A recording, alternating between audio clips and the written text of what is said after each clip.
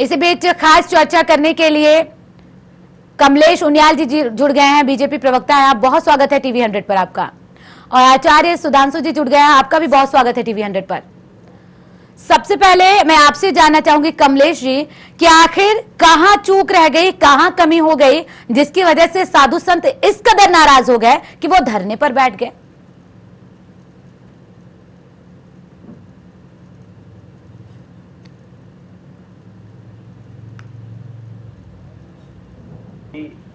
जागरूक है इस कुंभ के लिए 2021 की जो ये तैयारी जी हमारी सरकार द्वारा की गई है, इसमें चाहे स्वास्थ्य से संबंधित हो, चाहे कोविड को देखते हुए जितने भी नियमों का पालन करते हुए भव्य और दिव्य कुंभ का आयोजन किया गया है। और इस किसी भी प्रकार की मैं तो स्वयं कल इस व्यवस्था के तहत हम लोग भी गए थे, तो वहाँ पे जो ट्रैफिक व्यवस्था है या स्वास्थ्य की व्यवस्था है या आने जाने की व्यवस्था है या महिलाओं के लिए कुंभ में जो निःशुल्क यात्रा की व्यवस्था है जो हमारी सरकार तीरथ सरकार जी ने की है, वह एक सराहनीय कार्य है। और जहाँ तक इन व्यवस्थाओं के साथ साथ हमारी जो पार्टी और संगठन हो, चाहे हमारे अनुशासन संगठन के जो संघ के अपने जितने भी कार्यकर्ता हैं, वह चौराहों पर और आपका जितने भी रूट बनाए गए हैं कुंभ की सुरक्षा की दृष्टि से, उनमें स्वयं ही खड़े होकर के अपने सुबह से रात के 10 बजे 12 बजे तक कार्य कर रहे हैं, सरकार को और शासन को सहयोग कर रहे हैं। और जहां तक कांग्रेस की अगर मैं बात करूंगा तो कांग्रेस तो एक नकारात्मक सोच के हिसाब से, अगर हमारी केंद्र सरकार हो चाहे कुंभ का आयोजन के संबंध में कोई सकारात्मक कार्य हो, उनका काम तो विरोध करना है और वो विरोध करते हुए आ रहे हैं। तो उनके कहने से या करने से कोई फर्क नहीं पड़ने वाला। कांग्रेस के कुछ कहने से कोई फर्क आपको पड़े या ना पड़े, लेकिन जब साधु संतों की नाराजगी देखने को मिले तो अगर साधु संत नाराज हैं उससे तो आपको फर्क पड़ेगा ना। इसी बीच आचार्य सुधांशु जी भी जुड़े हुए हैं, उनसे ही जान लेते हैं। सुधांशु जी, आखिर नाराजगी के पीछे की क्या बड़ी वजह समझी जाए? क्या सिर्फ इंतजामात पुख्ता नहीं थे, यही नाराजगी की बड़ी वजह थी, या कुछ और भी था? देखिए, पूरे विश्व में कोरोना महामारी फैली हुई है, सभी को विदित है। तो तैयारियां तो करी, परंतु कुछ तैयारियां में कमी भी रह गई। और आज चरम पे कुंभ मेले का दिन है, आज शाही स्नान था, तो निश्चित कुछ रह सकता है कि कुछ कमियां रह गई हो, तो उसको लेकर साधु संतों में रोष था, यही एक कारण था। जी देखिए, जिस तरीके से कमलेश जी सवाल उठाए जा रहे हैं कि इंतजामात बेहतर नहीं थे, बार बार दावा किया जा रहा है आप लोगों की तरफ से कि इंतजाम पुख्ता है, लेकिन वो पुख्ता इंतजाम दिखाई नहीं दिए। आखिर स्नान में देरी, क्या इसके लिए पहले से तैयारी नहीं की गई थी कि अगर विपरीत स्थितियां बनती हैं तो उससे निपटने के लिए क्या कुछ तैयारी होनी चाहिए? देखिए, जहाँ तक इंतजाम की अगर आप लोग बात कर रहे हैं तो हमारी सरकार द्वारा विगत 9 तारीख से ही सुचारू रूप से और उससे पूर्व ट्रैफिक व्यवस्था हो, चाहे समय के हिसाब से जो शाही स्नान का जो हमने ये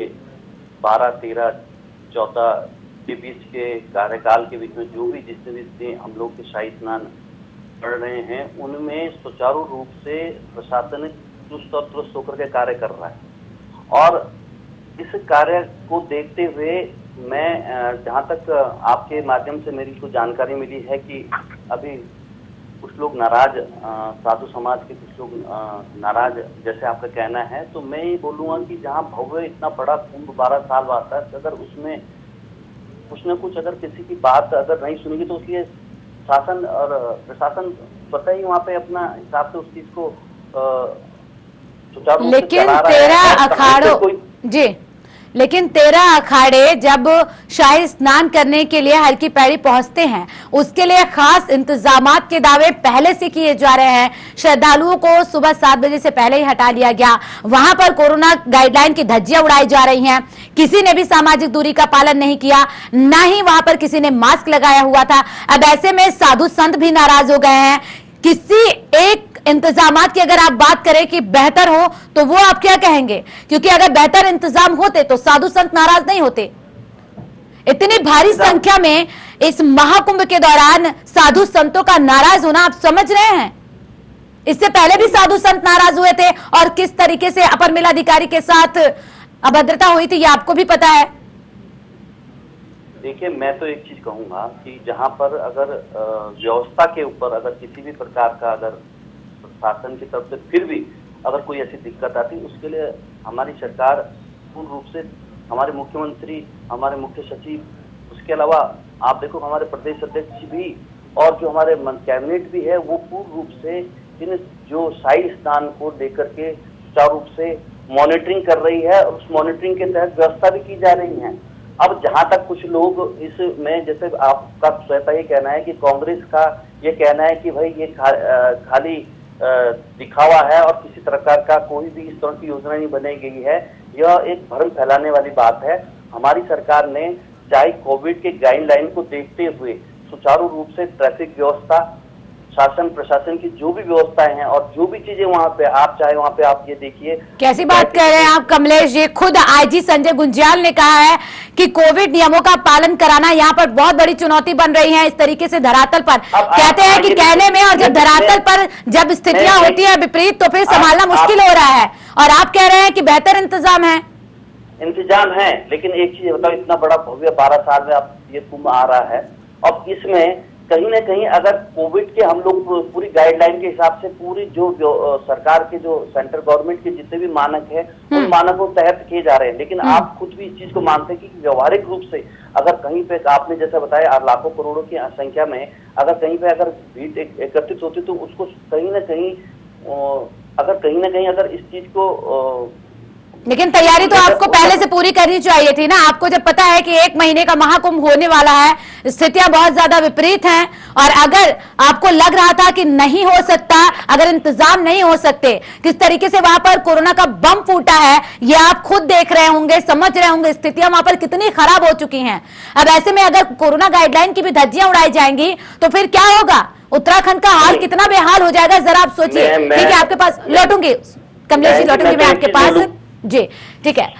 सुधांशु जी, जिस तरीके से ये स्थितियां वहां पर बन गई हैं, कोरोना गाइडलाइन का पालन, जहां साधु संत बार बार कह रहे थे कि हम गाइडलाइन का पालन करेंगे, श्रद्धालु भी बार बार कह रहे थे कि हम गाइडलाइन का पालन करेंगे, लेकिन जो आज तस्वीरें निकलकर सामने आई हैं उसमें कहीं कोई गाइडलाइन का पालन करते दिखाई नहीं दे रहा, इक्का दुक्का लोगों को छोड़ के।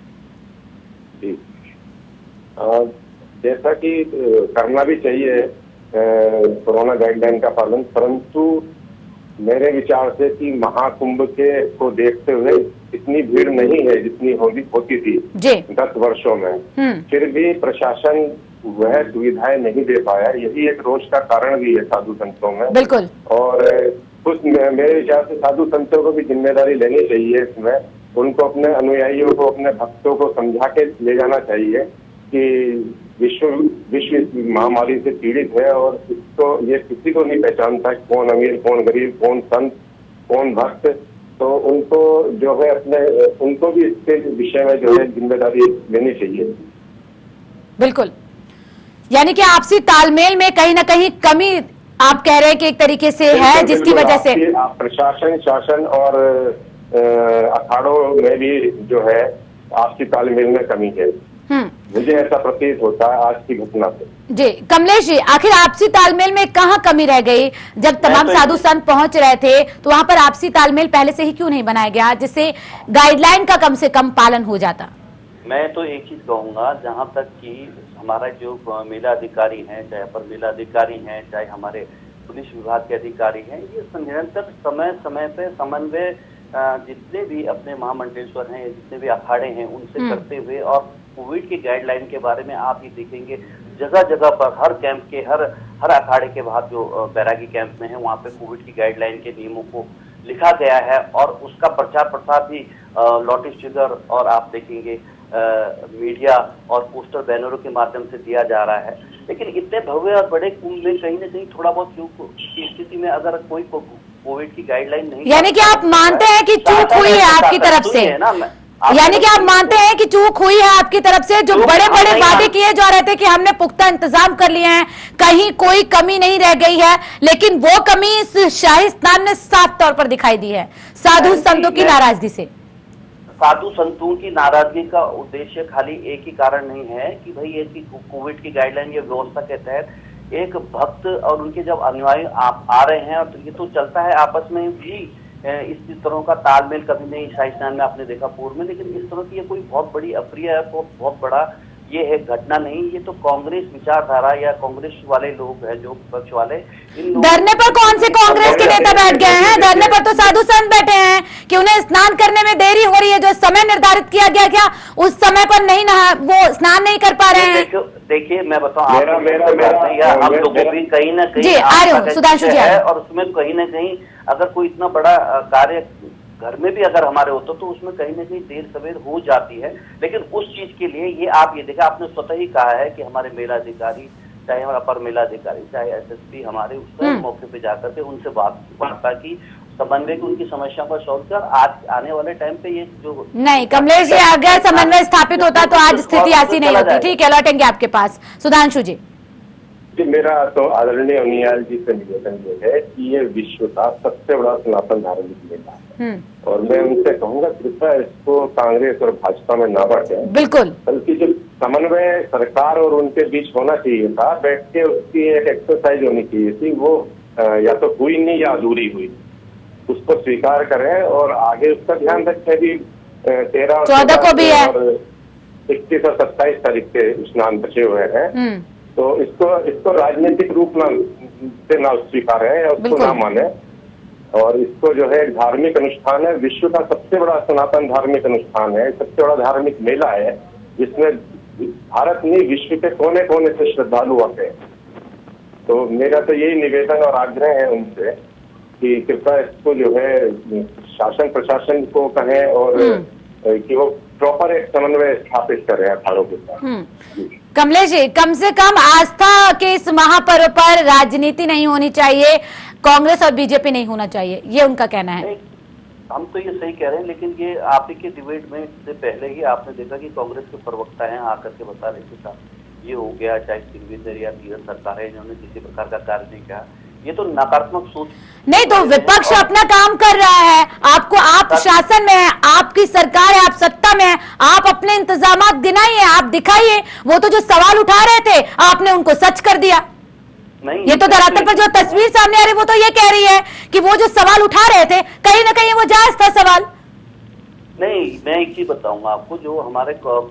हम लोग पहले से संवेदनशील है, हमारी सरकार संवेदनशील है, हमारे जितने भी आला अधिकारी हैं वो निरंतर समन्वय करके अखाड़ों के साथ और उनकी आने वाले जो स्नान है, जितने भी शाही स्नान है, और जैसे 21 और 27 का जो कार्यक्रम, उसके लिए हम लोग की पूरी तैयारी है पूर्ण। लेकिन मैंने आपको जैसे पूर्व में बताया है कि किसी भी घर में अगर कोई शादी छोटा सा फंक्शन होता तो कहीं ना कहीं इसमें थोड़ा बहुत जब साधु और उनके अनुयायियों और उनके भक्तों का, लेकिन ये घर का वो फंक्शन नहीं है जिसमें एक महामारी फैली हुई है। महामारी के दौरान अगर आपके इंतजामात पुख्ता नहीं है तो ये आपको बड़ी जिम्मेदारी लेनी होगी आने वाले दिनों में, जिस तरीके से कोविड के मामले सामने आएंगे। मैडम सुन लीजिए ना, ऐसा है कोविड की जितनी भी गाइडलाइन है वो निरंतर उसका हम प्रचार प्रसार भी कर रहे हैं, उसका पालन के लिए भी हमारे जितने भी चाहे अर्धसैनिक बल हैं या आपके पुलिस है या हमारे संघ के जितने भी कार्यकर्ता हैं या हमारी पार्टी के स्वतः जितने कार्यकर्ता थे, इसका पालन करने के लिए आप देखोगे हर जगह जितने भी बैरिकेड लगाए गए उन पे खड़े हैं। आप देखिए ना, ये चीज भी तो बताइए, और उसके हिसाब से जो भी बाहर से आने वाले लोग हैं उनको हमने कोविड के जो अपने कोविड की रिपोर्ट लेकर के तब वो प्रवेश की वो दी गई है। और आप देखिए रूट जो यातायात का जो अपना रूट है वो मास्टर प्लान जो रूट है कल शाम 8 बजे से पूर्ण रूप से जो हाईवे है कुंभ क्षेत्र का, आपका शांति सप्तऋषि आश्रम से लेकर के या शांतिकुंज से लेकर के और आपका सिंह द्वार तक आप देखोगे बिल्कुल हमने जीरो जोन बना देगा, खाली उसमें वो लोग जा रहे हैं, किसी प्रकार की कोई वाहन नहीं चल रहे हैं। आप ये देखिएगा आज की स्थिति तो ये है कि हमने बाइक और जो पैदल ही चलने को कहा है और इसका अलाउंसमेंट दिन तक लोकल को, ताकि परेशानी उनकी समस्या को देखते हुए पूर्ण रूप से सारी तैयारियां चल रही है। आचार्य सुधांशु जी, क्या लग रहा है आपको, किस तरीके के इंतजामात होने चाहिए थे और किस तरीके का समन्वय साधु संतों, शासन और प्रशासन के बीच होना चाहिए था जिससे ये विपरीत स्थिति ना होती? क्योंकि जब भी शाही स्नान होते हैं, जब महाकुंभ का आयोजन होता है, ये सबसे बड़ी चुनौती होती है कि एक अखाड़ा परिषद दूसरे अखाड़ा परिषद के सामने ना आए और स्थितियां विपरीत ना हो, इसके लिए पहले से तैयारी होनी चाहिए। और इस बीच कोरोना यानी कि तिहरी यहाँ पर चुनौती प्रशासन के सामने। बिल्कुल निश्चित कि ये जो है समय बड़ा परीक्षा का है प्रशासन के लिए भी और अखाड़ों और साधु संतों के लिए, श्रद्धालुओं के लिए भी, और समन्वय की नितांत आवश्यकता है। जरूरी है कि प्रशासन जो है उसका समय निश्चित करे और प्रयास करे कि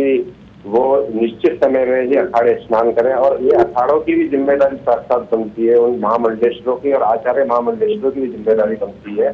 कि वो जो एक समन्वय स्थापित हो उसके ही अकॉर्डिंग वो अपने अखाड़ों को स्नान के लिए ले जाए। और वो यहाँ पे उस नियम का भी पालन करना होगा कि कुछ तो बचना ही है और दूसरे को बचाना भी है। बिल्कुल, तो उसी नियम का पालन भी करना पड़ेगा। ये अखाड़ों की भी जिम्मेदारी इसमें काफी बनती है। सुधांशु जी, वैसे तो मुझे आपसे राजनीति के सवाल नहीं पूछने चाहिए, लेकिन जिस तरीके से इस पर अब राजनीति हो रही है उसको कैसे देखते हैं आप? जब से महाकुंभ का आयोजन हो रहा है, तमाम तैयारियां हो रही हैं, तब से कांग्रेस की तरफ से सवाल उठाए जा रहे हैं कि इंतजामात पूरे नहीं हैं, कुंभ का आयोजन कम समय में किया जा रहा है, 1 महीने का ही कर दिया गया है, 4 महीने का आयोजन होता है, और बीजेपी की तरफ से बार बार कहा जा रहा था कि इंतजाम पूरे हैं, इंतजाम पूरे हैं। इसलिए कि समय सीमा कम हो गई है, ये तो सभी को ज्ञात है, और इंतजामों में भी कुछ कमी है। पर मेरा मानना यह है कि ये सामाजिक और धार्मिक आस्था का एक महाकुंभ है, इसमें राजनीति नहीं होनी चाहिए। क्योंकि अखाड़े श्रद्धालु श्रद्धा के लिए आते हैं, वोट डालने कोई नहीं आ रहा, वो मैं किसी पार्टी को नहीं चुन रहा। ये उनकी धार्मिक आस्था है, धार्मिक, चाहे उसमें कांग्रेस के हों चाहे भाजपा के हों, सब समान है। और मेरा मानना है कि इसको जो है राजनीतिक अखाड़ा नहीं बनाना चाहिए, इसको सिर्फ धर्म की दृष्टि से देखना चाहिए।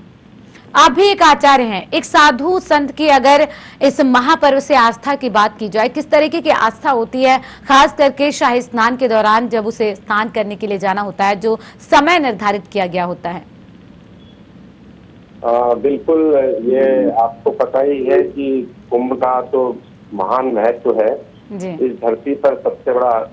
धार्मिक मेला है कुंभ, और इसमें ये विशेष खगोलीय परिस्थितियों में जो तिथियां निश्चित होती हैं उस पे होता है। मकर संक्रांति पे इसका प्रारंभ होता है पौष महीने में, और उस समय सकारात्मक ऊर्जा, दैवीय ऊर्जा का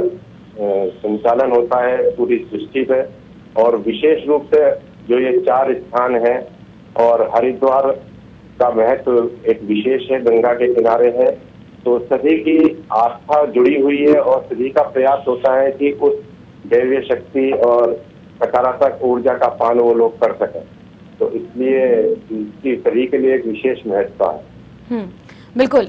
लेकिन कमलेश जी देखिए, जहां एक ऊर्जावान आस्था का प्रतीक महाकुंभ में तमाम साधु संत पहुंचे कि वो शाही स्नान में हिस्सा लेंगे, समय पर स्नान करेंगे, लेकिन जिस तरीके की स्थिति बनी उनमें इतना रोष हो गया कि उन्होंने अपनी यात्रा रोक दी। एक यात्रा को रोका जाना, जो भव्य तरीके से निकाला जा रहा था, उसको कितना आप गलत और सही मानते हैं? क्योंकि मेला प्रशासन तो पहुंचा उन्हें मनाने के लिए, लेकिन अगर ये स्थिति बनती ही नहीं तो शायद आज परिस्थितियां कुछ और होती। देखिए, स्थिति और परिस्थिति बनना ना बनना वो तो मौके की क्या उस समय क्या स्थिति रही होगी इसके बारे में तो, क्योंकि मैं स्वयं भी वहाँ उपस्थित नहीं था, आपके माध्यम से जानकारी नहीं हुई है। लेकिन मैं एक चीज़ कहूँगा कि सरकार ने या हमारे शासन ने पूर्ण रूप से रात हो दिन हो लगातार, चाहे सुरक्षा के इंतजाम हो चाहे कोविड गाइडलाइन के लिए बार बार और प्रचार और प्रसार किया है और मुहैया भी कराई हैं, चाहे वो सैनिटाइज का मामला हो, चाहे कोविड जांच का विषय हो। इसीलिए हमने बाहर के जितने भी लोग आना चाहें, चाहे हरियाणा, दिल्ली, पंजाब या विश्व के कहीं से भी, उनको हमने पहले ही कहा था कि आप कोविड के हमने जो गाइडलाइन के हिसाब से अपनी जो कोरोना रिपोर्ट है उसको लेकर के आए और 2 दिन 2 रोज ये यातायात की व्यवस्थाओं को सुचारू रूप से रखने के लिए हमने रूट जो प्लान है वो रूट प्लान पूर्ण रूप से फॉलो किया है। और आप इसके साथ साथ शासन और प्रशासन के साथ साथ हमारे खुद के कार्यकर्ता, हमारे अनुशासन संगठन के कार्यकर्ता स्वयं ही रात के 12-12, 1-1 बजे अलग अलग तरह के प्रवैतिक कर्म में कार्य करे आ रहे। और जहाँ तक विषय नाराजगी का है तो मैं एक चीज आपको कहना चाहूँगा कि अगर फिर भी